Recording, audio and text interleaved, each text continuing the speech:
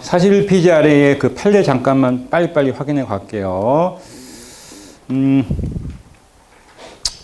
자, 첫 번째 판례는 이제 뭐냐면 의료 광고 얘기거든요. 의료 광고 많이 보시죠? 근데 여러분 의료 광고 볼 때 이런 거 봤어요? 무슨 어떤 의사, 현업 의사들이 광고 모델로 나오거나 또는 현업 의사들이 이렇게 의약품을 개발에 참여하는 경우들이 있어요, 여러분. 근데 그런 부분에 대해서 이 의료 광고에 대해서 이걸 금지하거나 제한하는 경우가 있단 말이야. 이것을 이제 위헌으로 본 건데, 왜냐하면 우리가 의료 신기술이라든가 뭐 의약품이 새롭게 개발된다라는 건 결국에는 누군가에게는 그 혜택이 가는 거 아니겠어요? 뭐 속된 말로 만약에 뭐 말기 암 환자들이 새로운 신약이 개발되면 뭐 임상 시험을 거쳐서 뭐 그것이 현재 시판되는 과정까지 너무 오래 걸리면 그 양반들한테는 지푸라기라도 잡는 심정으로 매달려야 되죠. 그러니까 여러 가지 새로운 신기술이라든가 새로운 의료 기술 때는 신약들이 개발돼서 사람들이 그걸 널리 알고 그것에 대해서 여러 가지 것들을 아는 건 굉장히 공적 가치로 큰 거지. 근데 그런 것들을 왜 제한하냐 이거죠. 이걸 제한하는 건 오히려 경제 질서를 에 있어서의 어떤 자유시장 경제 체제에 위반되는 거 아니겠냐. 뭐 그런 얘기를 지금 담고 있는 게 첫 번째 판례 얘기였습니다. 아시겠죠? 예. 뭐 그런 얘기니까 읽어보시기 바라고요. 두 번째는 이제 이것도 뭐 옆에 바로 뭐 국가직 문제로 나왔는데 여러분 그 응급 구조하는 그 병원차 있잖아요. 병원에서 운영하지 않는 사설 업체들이 있어요. 근데 이게 그런 게 있나 봐요. 이 지역마다 그 응급 의료 체제 하에서 그 응급 의료 행위를 하는 어떤 사기업들에 있어서 영업 지역이 제한되어 있나 봐요. 예를 들면 일산 고양에서 응급 의료 활동을 하는 이 사람들은 서울로 이렇게 넘어가서 의료 그 구조 행위를 못 하나 봐요. 구조가 아니라 이송 행위를 못 하는. 그러니까 영업권 같은 걸 제한해 놓은 거라는 겁니다. 그럼 이것을 이제 어떻게 보면 시장 경제에 있어서는 자유 경쟁에 맡겨야 되는 거 아니겠냐라는 건데, 요거는 뭐 이런 얘기가 비슷한 것 같아. 고양 일산 택시 서울에서 영업 못 하죠. 뭐 그런 거예요. 뭐 영업권이라는 거죠. 먹고 살아야 되는 거고. 근데 헌재는 또 이런 얘기도 했어요. 특히 이건 좀 특수한 거야. 응급 의료는 신속 정확하게 빨리 가야 돼. 그러면 그 지리를 잘 알아야죠. 근데 응급 의료를 하는 운전사가 내비게이션 뭐 이쪽에 아닌 게벼 뭐 이러고 다녀봐. 미치는 거단 말이죠. 뭐 그런 식의 논리도 있어요, 여러분. 그래서 보다 의료 서비스의 어떤 질적 향상이라든가 뭐 이런 거에 대해서 영업권을 제한하는 건 경제에서 위반하는 게 아니다. 뭐 이런 거야. 제가 옛날에 맹장이 한번 터져가지고 제가 이제 제가 그냥 걸어서 차 타고 막 병원에 갔는데 와, 요즘에 대학병원도 응급실에서 거기 번호표 뽑아주는 거 알아요? 난 놀랬어요. 응급실 간다고 바로 나 안 해줘요. 번호표 받고 기다려야 돼요.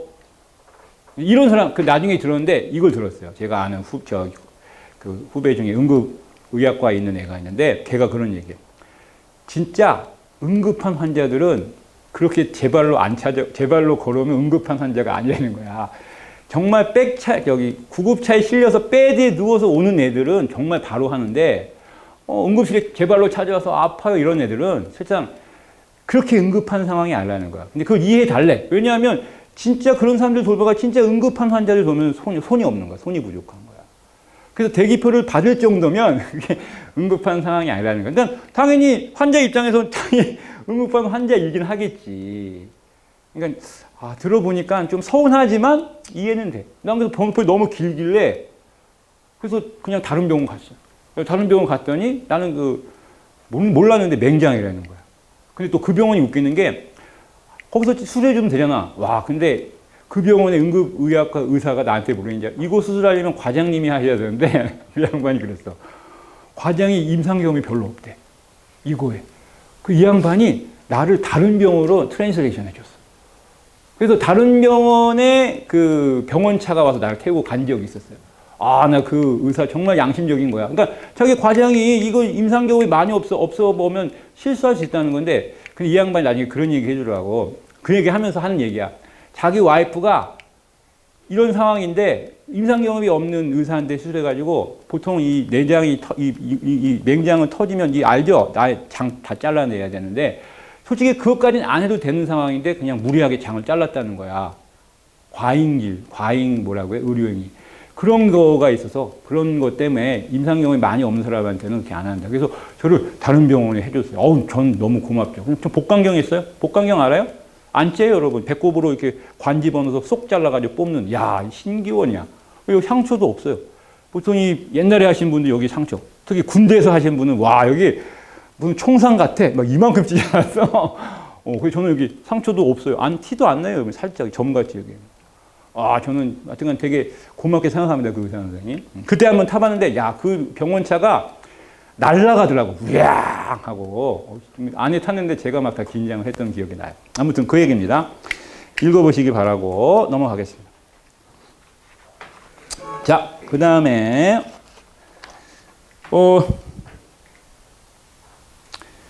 42페이지 내용은, 그냥 읽어보십시오. 제가 굳이 설명하지 않아도 여러분, 맨 마지막 것만 잠깐 좀 설명을 드리냐면, 의료품 도매상 허가를 받기 위해서는 일정 부분 창고 면적의 최소 기준이 있어야 된다. 그러니까 의료품이 도매상이잖아. 도매는 대량의 의료 물품을 구입을 해서 해야 되는. 그러니까 특히 의료 물품은 사실상 이게 부족하면 문제가 커지는 거야. 뭐 이거 며칠 있다가 갖다 줄게요가 아니라 보니까 어떤 이 양을 일정 부분 좀 보유를 하고 있어야 되는 거야. 도매업을 허가해 주려면. 근데 창고가 없어요.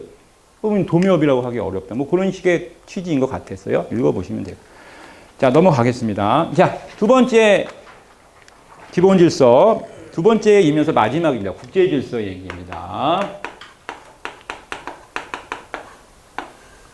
자, 요거는요, 먼저 우리 헌법에는요, 책 잠깐 먼저 그 쟁점을 바로 보면요, 그 조약 얘기가 나와요. 뭐 처음도 둘도 이제 조약에 대해서 알면 돼요. 조약. 조약이라고 하는 게 이제 국가 간, 그러니까 국가 간이라고 했을 때 이제 1대1도 되고요. 여기서 이제 1대1도 되고요. 1대 뭐 다도 돼요. 여럿이 돼도 되고. 알아서 또 다 대 다도 돼요. 아무튼 국가 간이면 됩니다. 또는 국가 간도 되고요. 또는 국가와 어떤 그 단체에도 돼요. 예를 들면 뭐 유엔이라든가 유럽 연합은 단체죠. 개별 국가가 아니죠. 그러니까 우리가 한국하고 미국, 유럽 연합이 FTA 자유무역 협정을 맺으면 국가와 단체죠. 뭐 그런 거야. 알았어? 그래서 상호간에 이행을 뭘 이행해? 그 협약에 대한 이행을, 자, 이게 중요합니다. 원칙상 뭐야? 문서로. 원칙상 문서로 합의한 겁니다. 물론 예외적으로 구두로 합의하는 경우도 있지만 그걸 보지 마시고 원칙상 문서여야 돼. 당연하죠. 문서여야지 나중에 너 새끼 왜 이행 안 해라고 근거를 들고 따지죠. 그러니까 문서로 해야 되는 거 어떻게 보면 외울 것도 아니고 너무나 당연한 겁니다. 그래서 합의를 한 다음에 이제 어떻게 상호 이행을 해야 되죠. 상호 합의한 것에 대한 각 국에서 어떻게 돼? 그것을 현실화, 각국에서 그걸 이행해 가야 돼. 이행. 알았어요? 그럼 이행하기 위해서 뭐가 필요해야 돼? 자, 여기서 이제 문제가 돼요. 여기서 이걸 이행한다는 건 그 나라에 적용하는 거야. 그러면 어떻게 해야 돼? 이걸 이 조례 협약에 대한 내용을 여기서 실현해 가려면요, 반드시 법적 근거가 있어야 됩니다. 보통 지금 요거를, 자, 우리가 조약을 맺는다고 그래요. 체결이라고 하죠. 조약의 체결. 체결을 한 다음에 체결 비준이라는 걸 해요. 그 다음에 동의를 거쳐야 된다고 해요. 이 체결과 비준까지는 이 실무진, 바로 실무진이 누구예요? 행정부예요. 행정부.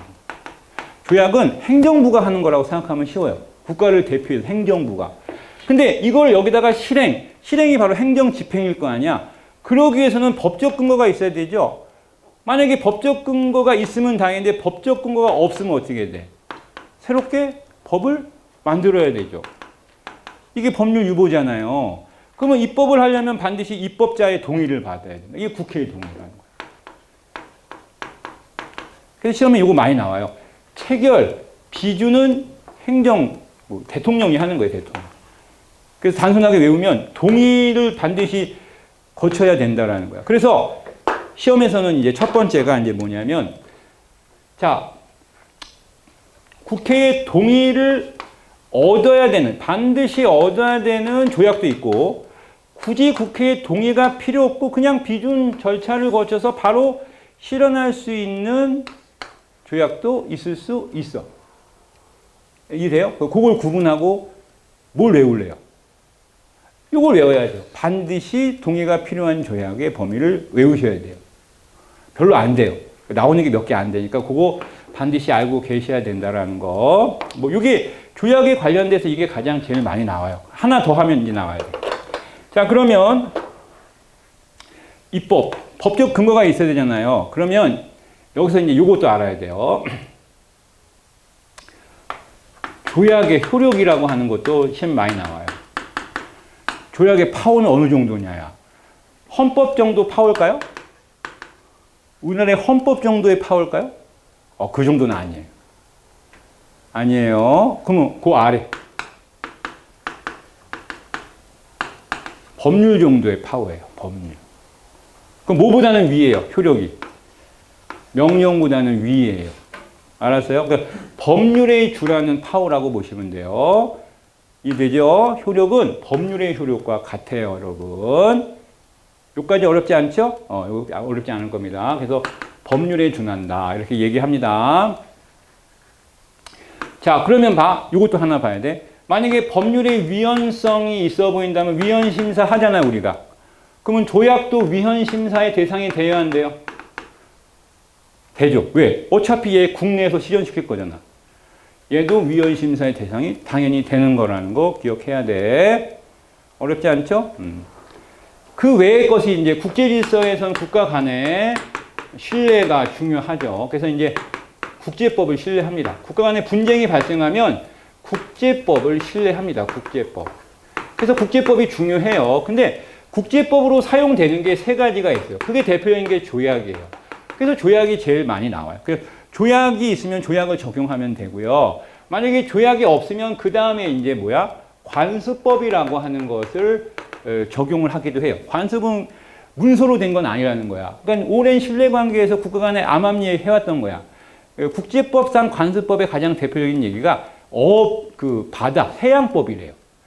옛날부터 해양은, 바다는 사람들이 상선이 막 왔다 갔다 하다 보니까 잦은 문제들이 생겼나 봐. 막 안개가 막 졸라 낄 때 앞에 안 보이잖아. 지금은 뭐 레이더로 간다고 치더라도 안개 졸라 낄 때 배들이 꽝 부딪혀. 근데 이게 제3국에서 부딪혔어. 그럼 이거 어떻게 해? 이거 어떻게 해? 뭐 이러면서 이 항해 조약 같은 것이 만들어져. 근데 그게 불문법이야. 관습법이야. 그러니까 국제에서는 관습법이 필요한 거야. 근데 이도 없으면 어떻게 돼? 이도 없으면 이제 흔히 말하는 일반 법칙, 일반 원칙이라고, 법의 일반 원칙이라는 표현이 있어요. 법의 일반 원칙. 얘는 뭐냐면 없어. 근거가 없잖아. 그러면 이렇게 했을 때 대부분의 나라들이 국내법으로 어떻게 하더라? 이걸 적용한다는 거예요. 이해됐어요? 그걸 법의 일반 원칙. 그래서 요 세 가지가 흔히 국제법상 신뢰받는 국제법의 법원이라고 그래. 법의 원리, 원칙, 근거가 된다라고 부르는 거야. 그 중에 가장 중요한 게 얘야, 얘. 조약. 조약이 제일 많이 나온다고 보시면 돼. 그래서 관습법이나 일반 원칙도 적용이 되긴 해요, 여러분. 그래서 얘가 제일 중요합니다. 조약이 제일 중요해요. 자, 보겠습니다. 그래서 쟁점 잠깐 보세요. 국내법과 같은 효력은 과연 어느 정도 수준이냐. 방금 했죠? 어느 정도 수준이라고? 국내 법규상 법률의 수준이라고 했고, 그 다음에 어느 정도의 법적 효력. 이게 방금 그 얘기고, 그 다음에 국회 동의가 필요한 조약과 필요하지 않은 조약을 반드시 구별해야 된다. 많이 나왔어요. 자, 핵심 내용 볼게요. 헌법에는 전문에 있어요. 세계 평화와 인류 공영에 이바지할 거다. 국제 질서상. 그리고 5조 1항에 우리는 침략 전쟁 안 한다. 이거 그냥 너무나 당연한 거지만 알고 계셔야 돼. 그러면 이 말은요, 침략 전쟁은 안 하지만 뭐는 인정한다. 방어 전쟁. 당연히 쳐들어오면 막아야 되잖아. 쉽죠? 어렵지 않죠? 외우지 마시고. 자, 이제 조약에 대한 설명이 나와요. 자, 거기 보면 첫 줄에 보면 단일의 문서 또는 둘 또는 그 이상의 관련 문서라고 했어요. 그러니까 이건 신경 쓰지 마요. 문서가 중요해요. 그래서 서면 형식이란 말에 형광펜 딱 쳐놓고. 자, 그런데 박스 안에 보면요. 박스 첫 번째 단락의 끝에 첫 번째 문단에 두 번째를 끝에 보세요. 예외적으로 구두 합의의 조약 성격, 구두 합의도 조약의 성격 동그라미. 그러니까 조약은 아니잖아요. 그러니까 이거 봐. 조약은 문서야. 근데 구두로 합의해서 우리가 국가 간의 상호 협약을 맺을 수도 있어. 그럼 이것도 뭐로 볼 수 있다? 조약의 성격을 띠는 걸로 볼 수가 있다지 이 자체가 조약은 아닌 거야. 그래서 그 다음 단락도 바로 나오죠. 끝에 밑줄. 구두 합의의 조약의 성격. 그러니까 이게 여러분 굉장히 어려워. 왜냐하면 오른쪽 날개 바로 확인시켜 드릴게요. 오른쪽 날개 보세요. 조약은 국가, 국제기구 등 국제법 주체 사이에 권리 의무 관계를 창출하기 위해 체결되고 국제법에 의해 규율을 내는 합의를 의미하는 것이다. 근데 봐. 반드시 서면 형식으로 체결될 필요는 없다가 왜 틀린 거야? 이걸 방금 예외적으로 구두 합의할 수 있다. 근데 방금 읽은 건 조약은 구두 합의가 아니야. 조약은 반드시 문서. 근데 국가 간에 맺은 협정이 구두 합의에 있어서 조약의 성격을 띠기도 한다고 그랬지. 언제 조약이 구두 합의를 했어. 그러니까 원칙은 조약은 뭐야? 구두 합의가 아니라는 거야. 그러니까 공부를 잘해야 되는 거야. 디테일하게. 그러니까 이런 것들이 틀리면 안 되는 거야. 알겠어요? 알겠습니까? 그러니까 혼자 공부를 이게 안 되는 거죠. 이건 반드시 정리가 돼야 돼. 할 수 있겠죠? 꼭 표시해 놓으셔야 돼. 자, 그 다음에 그 박스 밑에도 이제 서면 얘기가 나와 있어요. 그래서 형식적인 건 서면이고요. 그리고 이거는 또 중요한 게 조약의 형식이 서면이잖아. 그러면 당연히 상호간의 신뢰를 가지고 해야 되겠죠. 자, 고개 잠깐 들어보세요. 여러분 열받는 얘기할게. 한일 합방, 한일 협약. 형식은 조약이잖아. 문서를 했잖아. 그 내용이 거지 같은 거 아니야. 그래서 조약은 형식의 문서도 중요하지만 모두 중요해. 내용도 중요해. 그래서 거기 박스 그 얘기야. 서면으로 이루어졌고 그 다음에 실질적으로 합의의 내용 과정도 중요하다. 우리 한일합방 합의의 과정 문제 있잖아. 문제 있어 없어요? 우리 간도협약 문제 있죠. 중국하고 일본이 맺은 거지. 우리 만주 땅 일본이 중국이 줄 이유가 없잖아. 우리 영토인데. 그러니까 그런 것들은 다 뭐야? 과정도 문제고 내용도 다 문제라는 거야. 그래도 중요하다라는 게 나와 있는 겁니다. 됐고요. 자, 그 다음에 조약의 효력. 자, 요거 자주 나와요. 6조 1항이야. 법에 의하여 체결, 공포된 조약. 자, 공포라는 건 대통령이 해요. 그러면 공포됐다라는 거 이제 우리 국내에 적용하겠다는 얘기야. 조약과 일반적으로 승인된 국제법규. 여러분, 일반적으로 승인된 국제법규는 조약 이외에 이거야. 관습법이나 요걸 말하는 거야. 좀 써놓으세요. 거기 없어가지고 관습법 또는 법의 일반 원칙이라고 말해요. 관습법 또는 법의 일반 원칙이 일반적으로 승인된 국제법규는 뭐와 같아? 국내법과 같은 효력. 그러니까 여기서 국내법이라고 하면 원칙상 뭐라고? 법률이야. 알았어요? 그러면 자, 응용해봐요. 법률 수준의 명령은 당연히 조약과 같은 효력이 있는 거라고 봐야 돼. 알았어요? 예. 자, 그래서 국내법, 여기서 법률과 동등한, 헌법과 동등하다 그러면 헌법 수준은 아니라는 거 꼭 기억하시기 바라고. 자, 바로 아래 그 설명이 나와 있습니다. 자, 그 다음에 2번, 그 65조. 자, 대통령이 그 직무 집행에서 헌법의 법률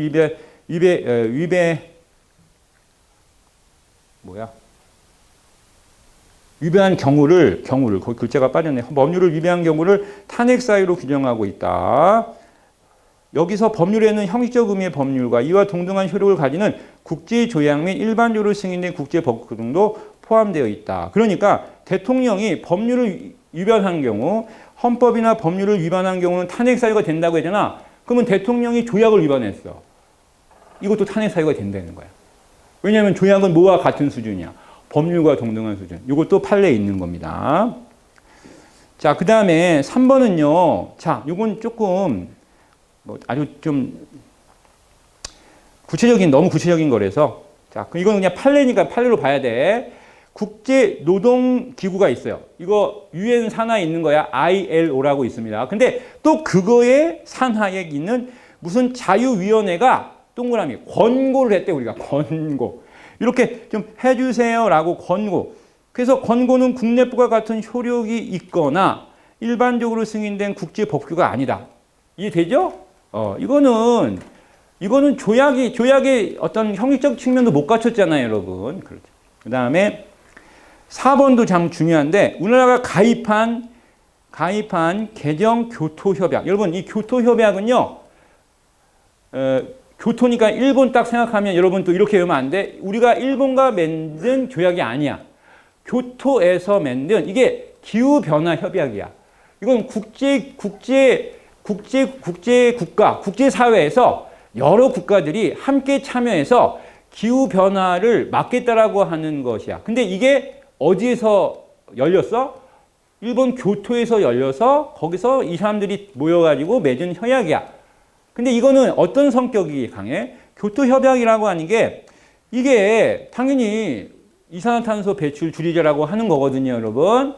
여기 사인했어요. 우리도 이걸 하겠다라고 여기 가입도 했어요, 여러분. 그건 당연히 국내법과 같은 효력이 있어요. 하지만 이거는 명확하게 얘기하면 이게 조약이라고 볼 만한 성격이 어떤 헌법적 효력을 갖는 것.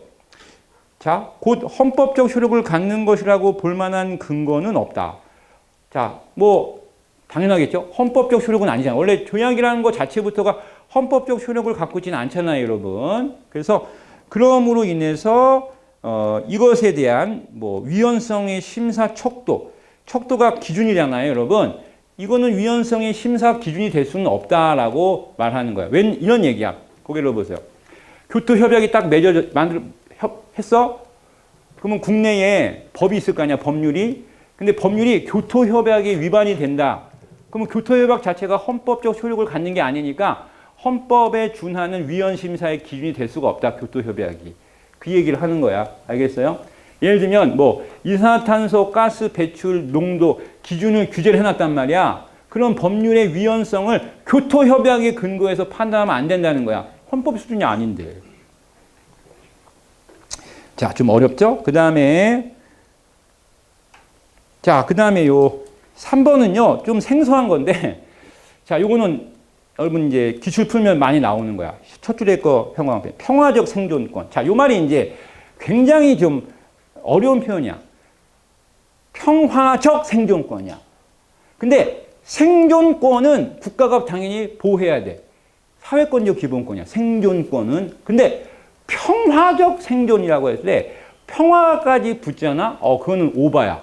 그것까지 국가가 보호해야 될 적극적인 의무는 없어요. 왜냐하면 평화적 생존권이라는 건 뭐냐면 내가 평화롭게 살 권리를 보장하라는 얘기거든요. 선생님 그거 당연히 보장해야 되는 거 아닌가요? 근데 예를 들면 이런 경우 있을 수 있잖아. 부득이하게 외국과 교전을 하는 경우. 또는 외국이 국내에 침략을 해왔어. 그러면 싸워야 되지. 그러면 예를 들어서 집 나가지 마세요. 근데 여기다 내가 국가에 대해서 평화적 생존권을 보장하라고 데모하면 이게 말이 돼요? 안 되잖아요. 그러니까 평화적이라는 말 자체가 붙어서 이것을 국가에 대한 어떤 보호 의무로 우리가 구속하고 국가에 대해서 말하기가 어렵다라고 보는 거야. 국가는 그것을 적극적으로 보호해야 될 어떤 의무는 없다라고 판시한 겁니다. 하지만 평화적이라는 말이 빠지면 생존권은 당연히 국가의 적극적 보호 의무에 있는 거예요. 그 얘기를 하고자 하는 거니까 참고로 알고 계시기 바랍니다. 요 많이 나와요, 여러분. 자, 오른쪽 날개 좀 볼까요? X 된 것만 보자. 틀린 거. 예, 그 중간쯤에 조약이 국내에서 효력을 가지기 위해서는 국내법으로 전환하는 절차가 자, 어디야? 페이지. 제가 프린트 아낀다고 수정 전에 프린트를 가지고 있다 보니까 막 글씨가 잘 안.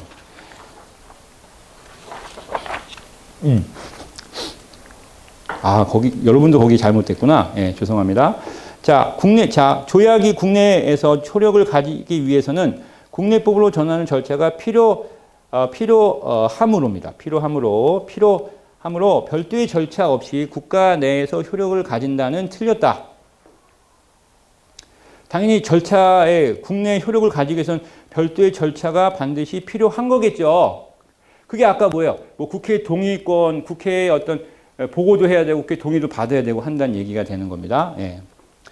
자, 그 다음에 세계 대부분의 국가가 가입한 다자간 조약은 대한민국이 당사국이 아니어도 국내에서 효력을 가진다. 아니, 당사국이 아닌데 왜 효력을 가져요? 아니죠. 자, 헌법 6조 1항의 국제법 존중주의에 따라 조약과 일반적으로 승인된 국제법규는 국내법에 우선하는 건 아닙니다. 이것도 알아놓아야 돼. 국내법과 같은 효력이지 국내법보다 더 우선하여 효력이 있거나 우선하여 적용하는 건 안 되는 거죠.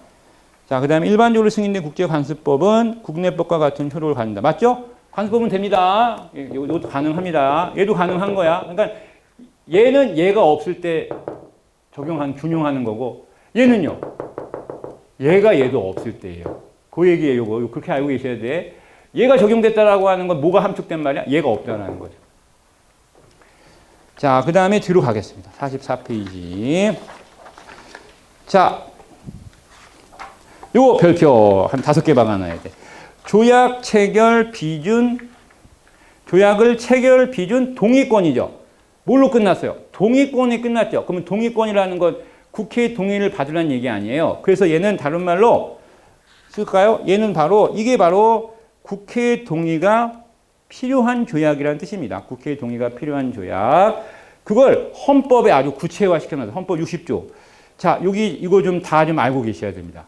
자, 국회의 동의가 반드시 필요한 내용이에요. 국회는 상호 원조 또는 안전 보장에 관한 조약, 또 끊고 중요한 국제 조직에 관한 조약, 그 다음에 우호 통상 항해 조약. 이거는 설명을 잠깐 드리면 상선, 물건 싣고 나다니는 상선, 우호 통상 조약이라고 하는 걸 맺으면 그 국가 간의 배는 굳이 막 철저하게 출입 허가를 막 절차를 까다롭게 안 하는 거야. 예를 들어 우리가 미국과 이 우호 통상 조약을 맺으면 미국 상선이 그냥 신고만 하면 이제 쉽게 왔다 갔다 할 수 있게끔 한다는 얘기. 왜냐하면 너무 빈번하니까 국제 무역이. 그거고요. 그 다음에 주권의 제약에 관련되는 조약, 그 다음에 강화 조약, 국가가 국민에게 중대한 재정적 부담을 지우는 조약 또는 입법사항에 관한 조약은 없는 거야. 지금 그 조약을 국내법에 적용하기에는 상위의 법률이 없으면 당연히 법을 만들어야 되겠죠. 이러한 조약에 대한 체결 비준에 대해서는 반드시 국회의 동의가 필요하다는 얘기야. 그러니까 외워야 되겠죠. 이러한 것은 국회의 동의가 반드시 필요한 거니까 여러분 다 시험도 얼마나 많이 나왔어요. 엄청 나왔어요, 여러분. 꼭 외우시기 바랍니다. 자, 그 다음에 그 아래. 자, 근데 그 밑에 1번 있죠. 1번. 자, 요게 좀 어려워요. 요게 좀 말이 어려운데, 제가 그냥 먼저 칠판에 잠깐 설명을 하고 여러분이 글자를 보는 게 좀 더 쉬울 것 같아요.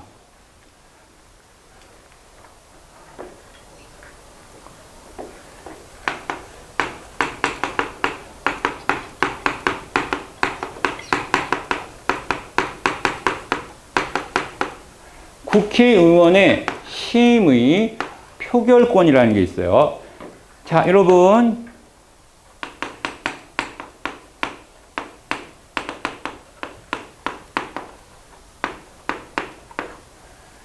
국회 조직상 상임위원회라는 게 있어요. 이게 뭐 하는 거냐면요. 국회의원들이 소속된 전문기구라고 보시면 돼. 그 예를 들면 뭐 교육과 관련되는 법안이 상정이 되면 이 교육분과위원회도 교육상임위원회에서 뭐 해요?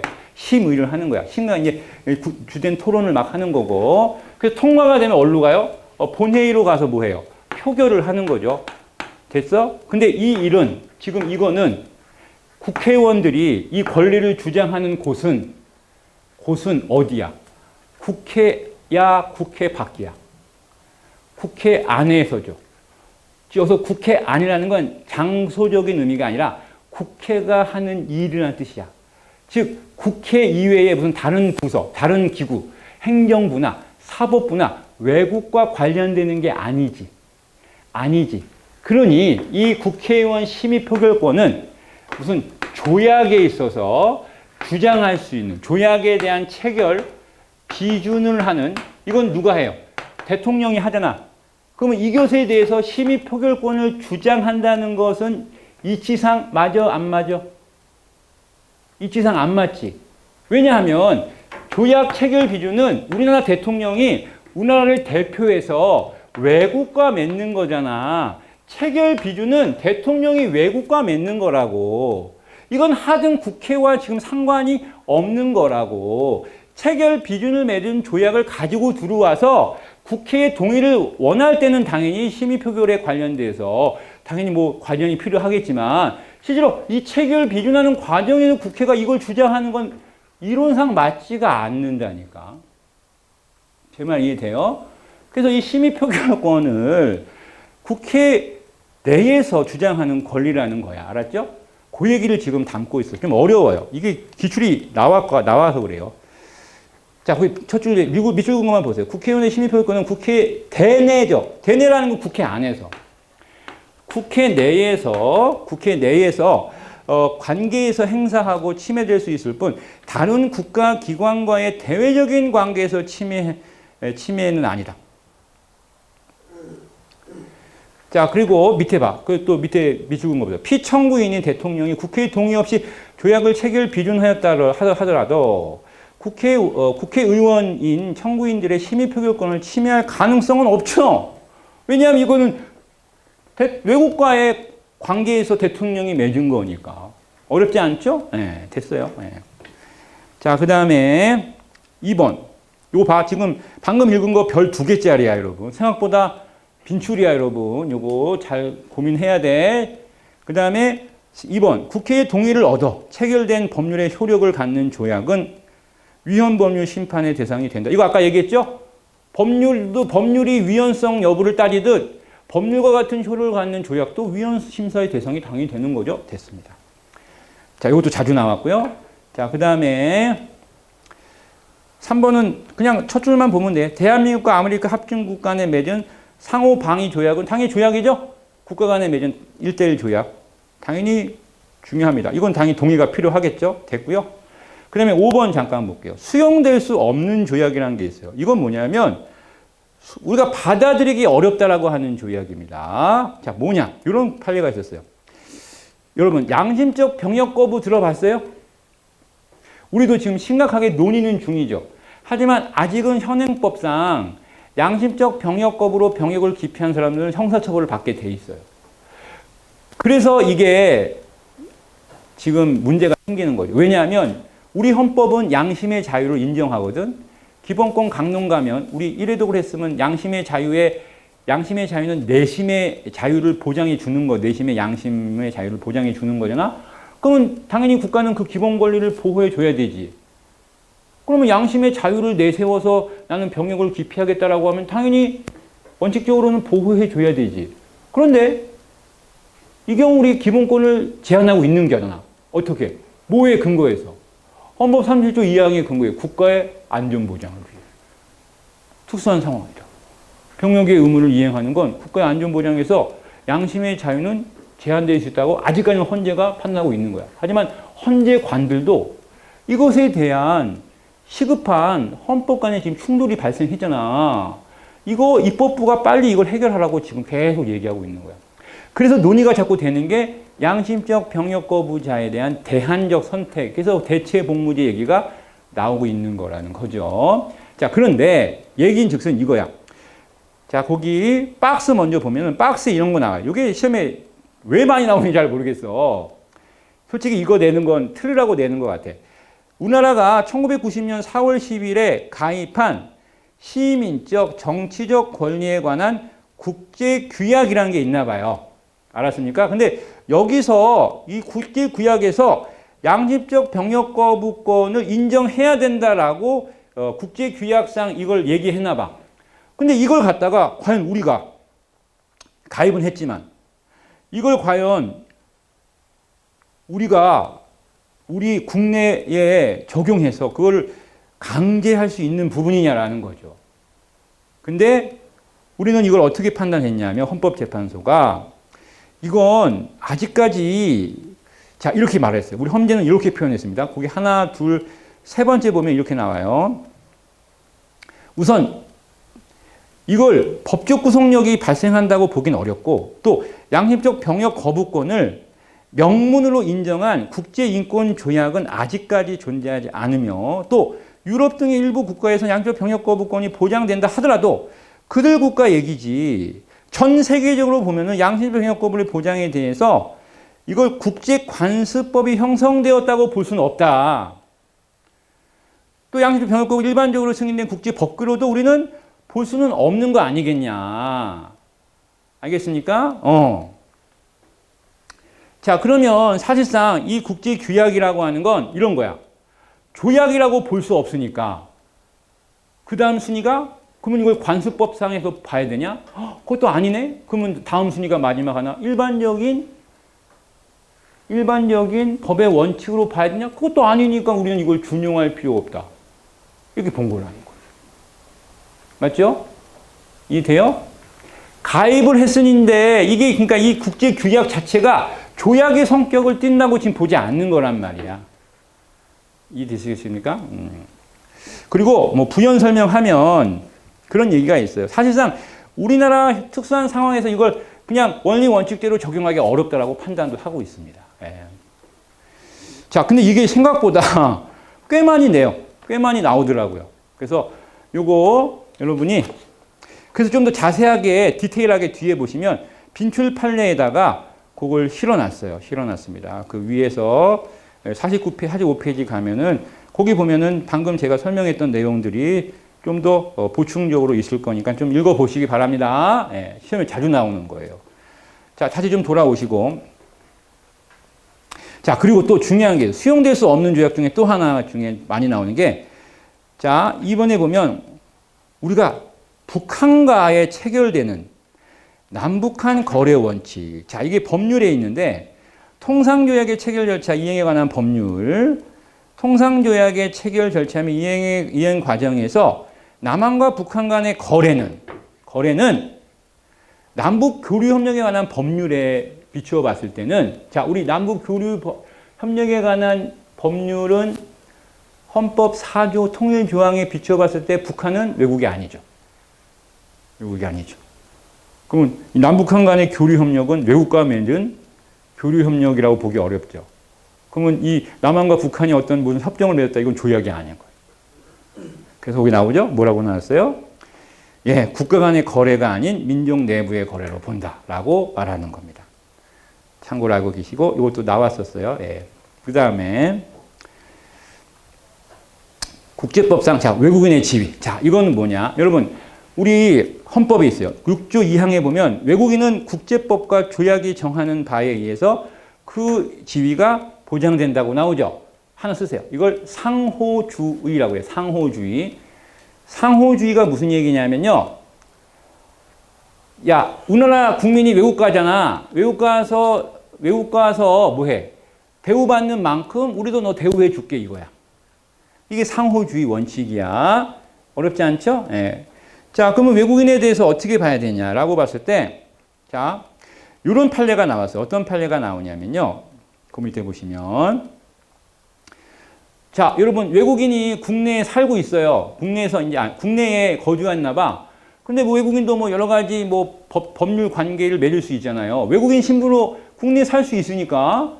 그러니까 영주권을 얻는 사람도 있을 거고 아니면 뭐 단기 체류도 있을 거고. 근데 뭐 이런 와중에서 어떤 법률 관계를 맺을 수 있고 또 법적으로 문제가 생길 수 있으면 소송도 할 수 있어야 되잖아.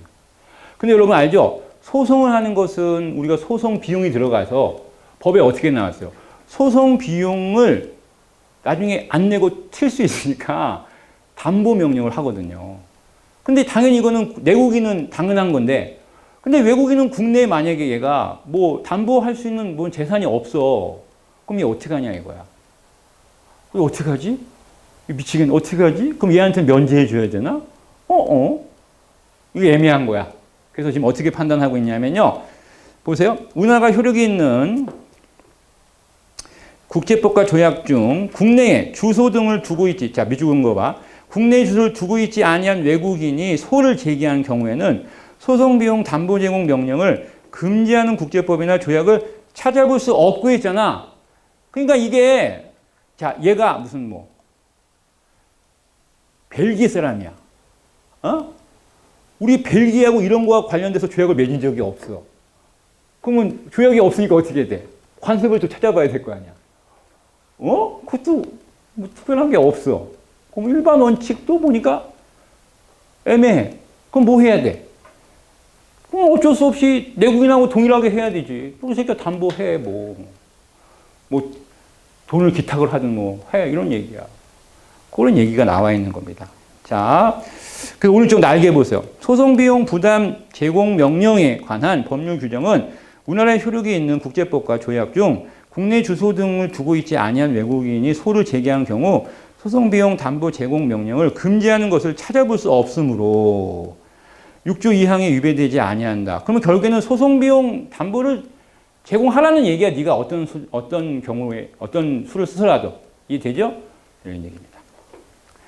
자, 그 다음에 맨 밑에 국회의 동의를 요하는 조약. 자, 아까 맨 위에도 있었지만 요거는 이제 그 특히 상호방위 조약인데 요거 아까 상호방위 조약이 어디 나왔었죠? 거기 위에 3번과 좀 중첩이 되는 판례네요. 요건 좀 지우세요. 예, 중첩이 됐으니까 요건 좀 지우시기 바랍니다. 7번은 예, 지우셔도 될 것 같고 그다음에 뒤에 예, 빈출 판례들이 쫙 있으니까 좀 읽어보시기 바랍니다, 여러분. 예. 그리고 마지막 하나만 볼게요. 맨 밑에 가보세요. 45페이지 아래 가면요. 조약의 위헌성. 요거 우리 아까 잠깐 봤는데 자, 우리가 방금 거기 나와 있는 땡땡땡땡땡땡 여러 조항들이 있는데 각 국회의 동의를 얻어 체결한 것이래요. 예, 국회의 동의를 체결한 거예요. 그러니까 뭐 구조 뭐 어쩌고 저쩌고 이건 다 외울 필요가 없어요. 아무튼 국회의 동의를 체결한 거는 국내법적 법률 효력을 가지기 때문에 가입국의 재판권 면제에 관한 것이므로 성질상 국내에 바로 적용될 수 있는 법규범으로 위헌법률 심판의 대상이 될 수밖에 없다. 뭐 아까 얘기했죠. 동의를 얻었으면 당연히 그때부터 국내법과 같은 효력을 가진다고 보는 거니까 뭐 너무 당연한 얘기긴 합니다. 자, 됐습니다. 넘어가고요. 그 다음에 이제 46페이지 오시면 기본제도. 이제 총론 마지막 파트가 남아 있어요. 자, 요거는 잠깐만 설명하면 그 먼저 기본 제도의 제도적인 보장이라는 말 요것만 잠깐 설명하고 잠깐 쉬도록 하겠습니다.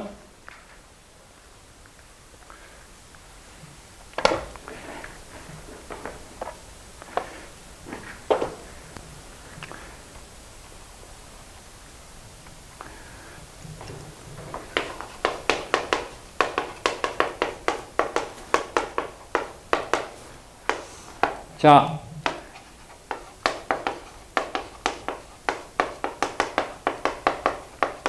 누구죠? 헌법재정권자? 누가 만들어요? 국민이 만들죠. 예, 그래서 헌법재정권자 입장에서 자, 우리가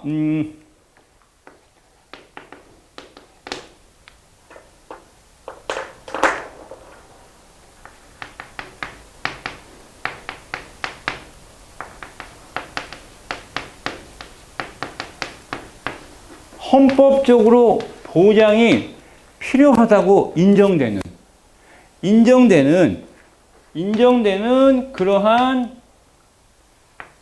그것이 인정되는 그러한 제도를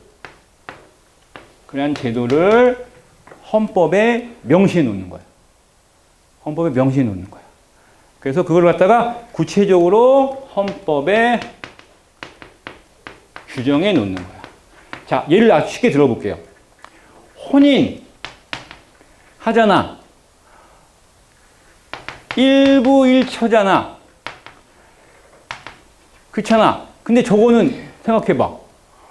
저거는 그냥 관행적으로 옛날부터 해왔지. 근데 조선시대 가면 어때? 뭐 후초도 있고 막 중혼도 막 그러니까 일부일처이고 단혼제잖아. 단혼제란 말이야. 그러니까 저것을 단혼제를 계속 지켜야 될 필요성이 있다고 본 거야. 이해돼요? 우리 중혼 아니잖아. 그러니까 단혼제가 필요하다고 본 거야. 근데 만약에 중혼하는 애가 뭐 내가 어때서 이런 식으로 한단 말이야. 아, 이건 아니구나. 이 단혼제를 사회 전체 입장에서 봐서는 단혼제가 옳구나. 또는 단혼제가 바람직하구나. 그럼 얘가 어떻게 해야 돼? 중혼을 못하게 해야 될 거 아니야. 그래서 뭐 한 거야? 필요성이 있는 거야. 헌법적으로. 알았습니까? 함부로 못하게 해야 된다는 거야. 그래서 제도화낸 거야. 이게 가족제도잖아. 혼인제도잖아. 어려운 말 아니죠? 그러니까 제도는 필요성에 의해서 객관화시킨 거야. 그래서 우리가 이 기본 제도라고 하는 것은 하나의 객관화된 법규범입니다. 법규범으로 이거를 만들어 놓은 거라는 거야. 법규범으로 만들어 놓은 거라는 거야. 알았어요? 근데 이러한 제도는 동시에, 자, 봐. 동시에 기본권의 성격을 갖기도 해요. 알겠어요? 해요. 근데 모든 제도가 기본권의 성격을 동시에 갖고 있다고 보면 또 안 되기도 해요. 알겠습니까? 예를 들면, 자, 1부 1처. 우리는 후처 이런 거 아니잖아. 그러니까, 먼저, 기본권의 성격은 혼인의 자유. 보장돼야 되죠. 자유권. 엄마, 아빠, 옆집 아저씨하고 친구 관계. 옛날부터 우리는 서로 결혼시키기로 했다. 자유의사에 반하는 혼인 안 되잖아. 맞아, 안 맞아? 자유의사에 반하는 그런 혼인제도, 정략결혼이라고 하는 것은 말이 안 되잖아. 그러니까 제도적으로 우리는 정략결혼 안 되잖아. 그거는 기본권의 성격도 갖는 거 아니야. 그런 거야. 그래서 우리가 봐봐. 이게 굉장히 우리가 중요한 건데, 어떠한 법률 행위가 기본권의 성격을 띠기도 하지만 동시에 제도적인 보장을 받는 경우가 동시에 있을 수 있는 거고, 어떤 경우는 기본권의 성격만 있고 제도적인 보장의 성격은 없어요. 이해되죠? 그럴 수 있다는 거야. 근데 이게 시험에서 어떻게 나오냐면, 기본권의 성격을 띠는 경우는 만약에 그 기본권에 침해가 있을 때는 당연히 헌법 소원을 청구할 수가 있어요. 됐어요? 그러면 방금 봤듯이 얘는 지금 A라는 어떤 법률이 있다고 쳐보면, 얘는 기본권의 성격도 있고 제도적 보장의 성격도 있다고 치자. 그러면 얘는 기본권의 성격을 있으니까 헌법소원 대상이 되기도 하지. 근데 이 제도는, 이 A라는 제도는 당연히 헌법소원 대상이 되기도 해. 그런데 우선 제도적인 보장의 성격만 놓고 보면은 이거는 기본권하고는 별개잖아. 제도적 보장만 놓고 보면 기본권하고는 별개잖아. 그러니까 제도적 보장을 가지고 헌법소원을 한다 만다라고 하면 말이 돼요, 안 돼요? 제도적 보장에 의한 어떤 내가 제도상에 내가 어떤 불이익을 당했다고 치는 거야. 제도상에 불이익을 당했다고 하더라도 그것이 헌법소원에 청구를 할 수 있을까 없을까? 없다란 얘기야. 왜? 다르잖아. 두 가지 성격이 있다고 하더라도 얘는 기본권이고 얘는 제도적인 성격을 갖고 있잖아. 이해됐어요? 그래서 심플하게 보면 제도적 보장에 있어서의 내가 어떤 이익의 침해가 없다고 해도 그건 헌법소원을 할 수가 없어. 하지만 침해는 당한 거잖아. 당연히 내가 지금 뭔가 불이익을 당한 거니까 뭐는 할 수 있어? 소송을 할 수 있지, 소송은. 뭐 민사, 형사 소송을 할 수 있잖아.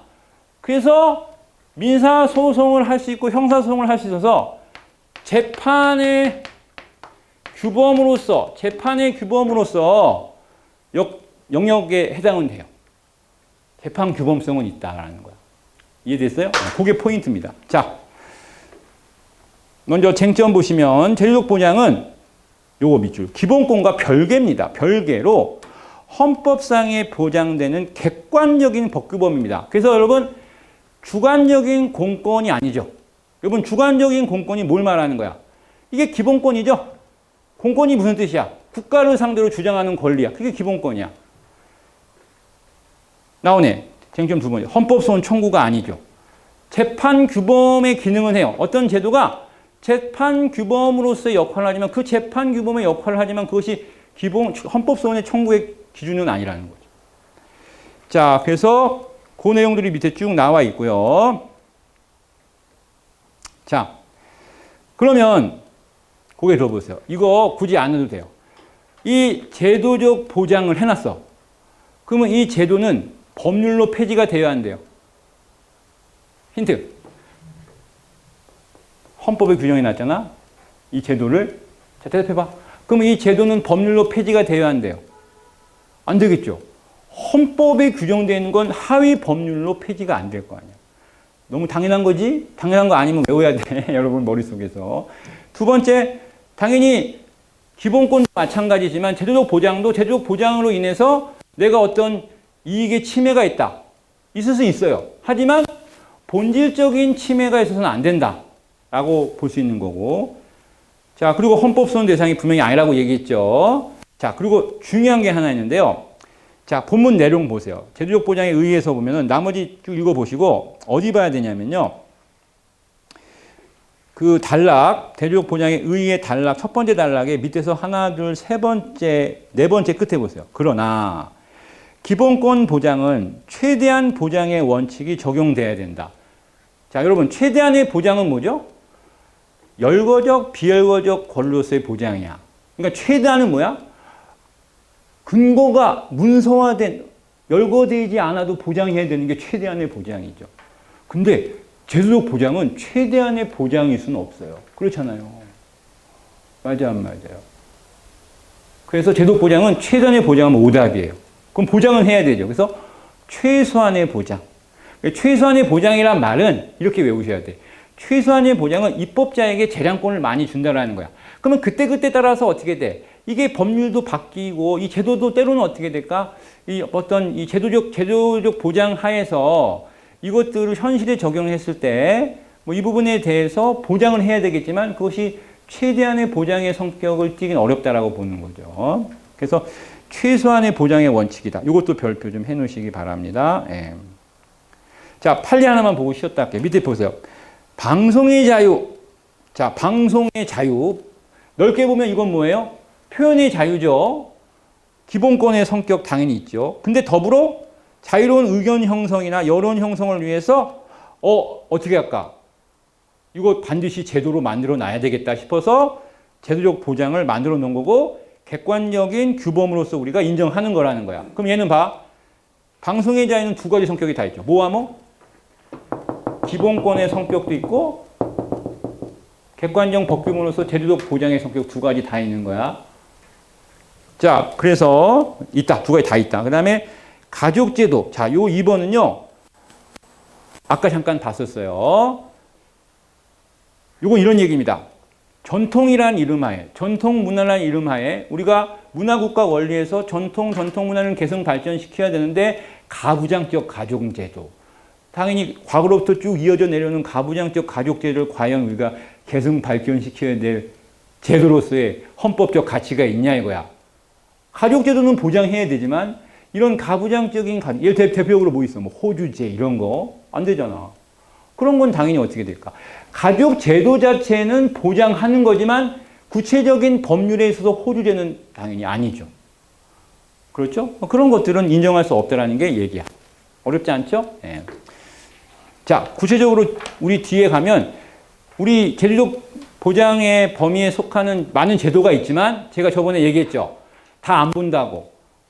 강론 가서 보겠다고. 뭐 공무원 제도 뭐 이런 것들 다 강론 가서 본다고 얘기했고 두 가지만 뭐 지방자치 제도하고 혼인과 가족 제도만 살펴보고 보겠습니다. 오케이. 잠깐 쉬었다가 하겠습니다.